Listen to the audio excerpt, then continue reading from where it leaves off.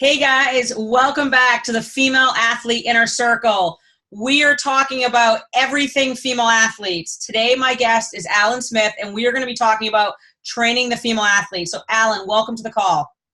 Thank you so much, Jen Brickey.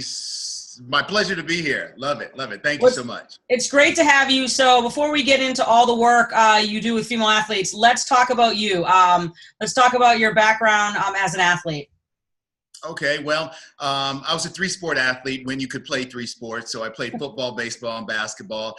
Grew up primarily in Europe. My dad was in the military. So when you're always that new kid, the best way to kind of get new friends is to play sports. So in the fall, you play football. In the winter, you play basketball. In the spring, you played baseball.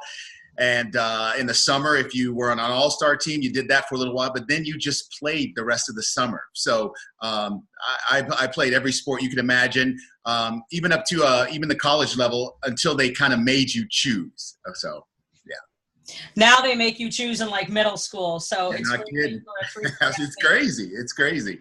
So how long have you been in the fitness field? I'd say now probably seriously about good 20 years or so. Yeah.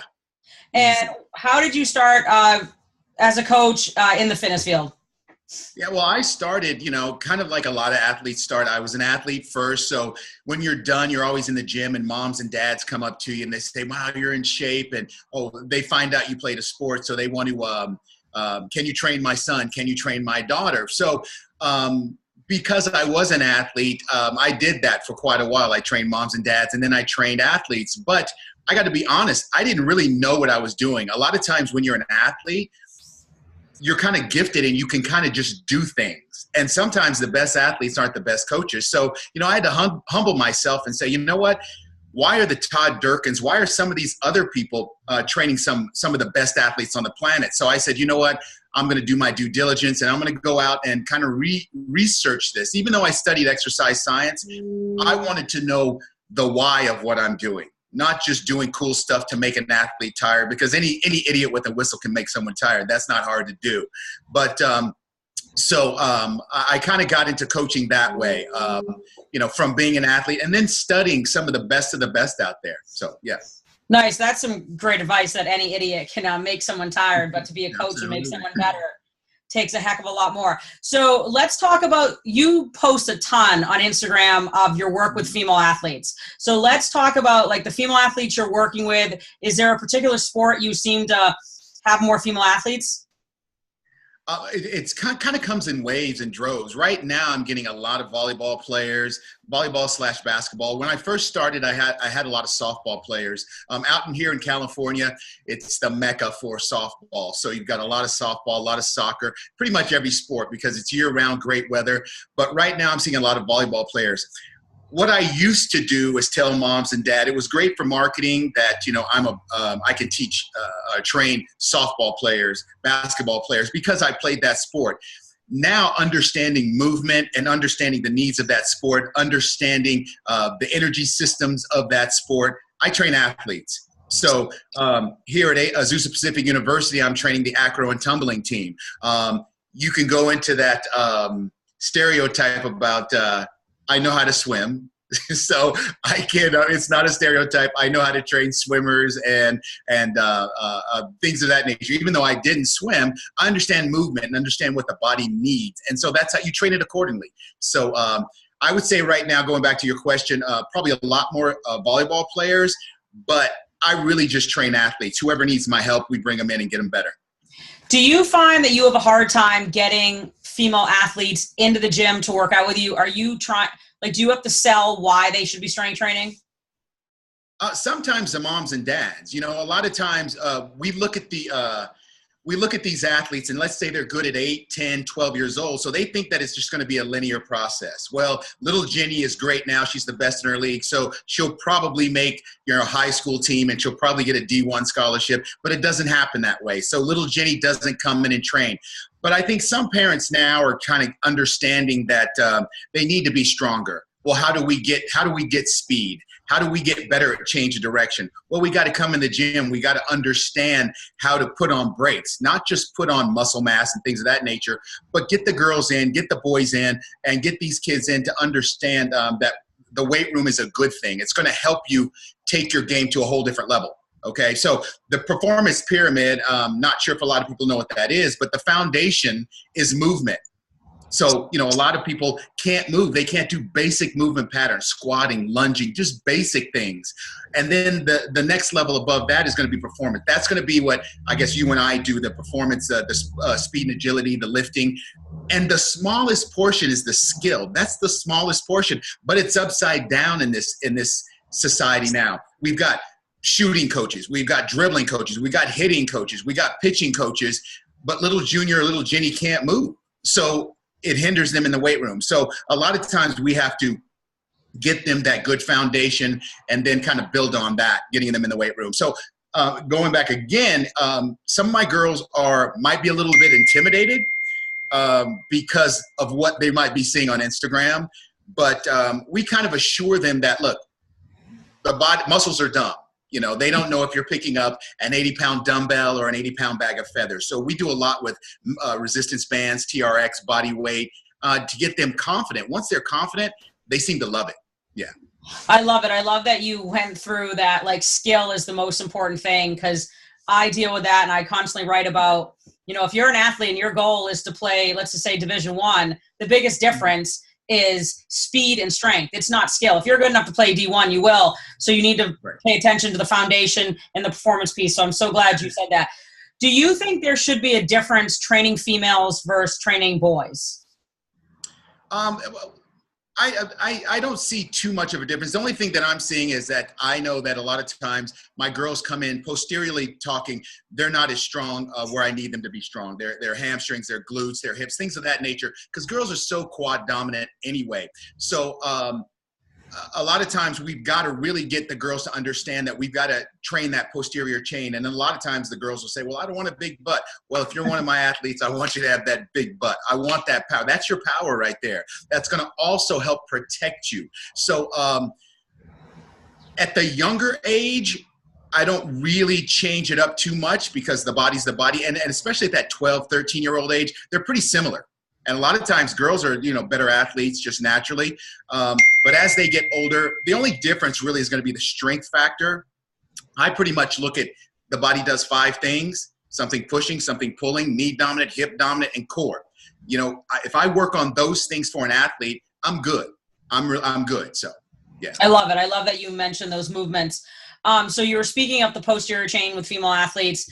I know you posted something on Instagram recently about ACLs and the ACL injuries with female athletes. I'd love to hear your perspective on why you think girls are nine times more likely to tear their ACL. Well, it's just basically from a biomechanical, just the way they're built. I mean, once a girl hits puberty and they start to get hips, you know, I explained to mom and dad, once they start to get hips and they kind of get a butt,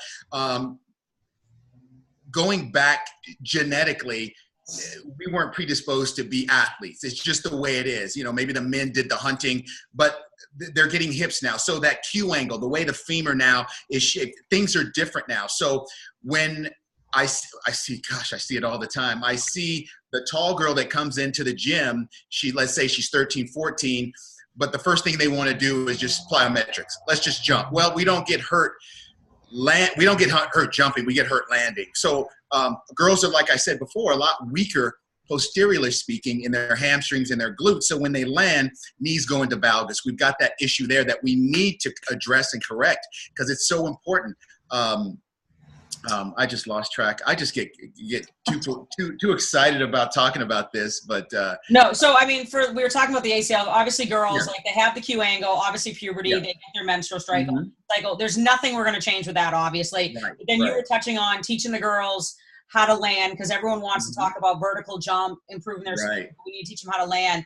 What else do you focus on with the female athletes when it comes to kind of training the ACL in a good, solid strength and conditioning program?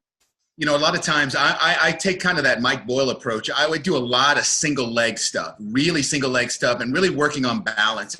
And because in sports has a lot to do with balance and being strong in that and training them in different planes. You know, in the gym, so many times we see so many athletes training in just that one particular plane. Well, as an athlete, we're moving all over. We're especially basketball players, basketball, soccer, all these sports. We're moving in so many different planes. So I train the body, like I said, we go back to what I originally said. I train the body accordingly. You look at the sport, you look at the movement patterns, and you train accordingly. One of the things that I've been doing lately, maybe it's because I'm getting older and I'm that get off my lawn guy, but I'm not the big powerlifting, or it has to be Olympic lifting thing. You know, if I look at the toy, the tool, and if I can get what I need safe and be effective with it, then that's what we do. A lot of my basketball players and volleyball players aren't great power lifters. They're not great Olympic lifters, so they're not. So a lot of times we'll work with med balls. We'll work with body weight. We'll work with single leg things to go ahead and support that knee, get that hip stronger, and get that whole kinetic chain to kind of help each other out. So I think that's perfect. I think some people think that strength and conditioning or sports performance needs to be fancy, and it doesn't. As long as they're kind of doing the 5 basic movements, whether it's body weight, resistance bands, or whatever, it's going to benefit them than doing zero strength training. So we just kind of touched on the ACL. I would love to hear your thoughts on kind of the early sports specific, where people just focus on one sport when they're like in middle school. I know you said you were a 3-sport athlete. We've kind of gotten away from that throughout the years. So what are your thoughts on that? So my thoughts on sports specialization, it's weird because it's so foreign to me that, you know, I'll talk to a mom or dad and they'll come up to me and they'll say, well, Jenny is a shortstop. And I'm like, okay, well, what else? You know, well, no, she's just a shortstop. What do you mean she's just a shortstop?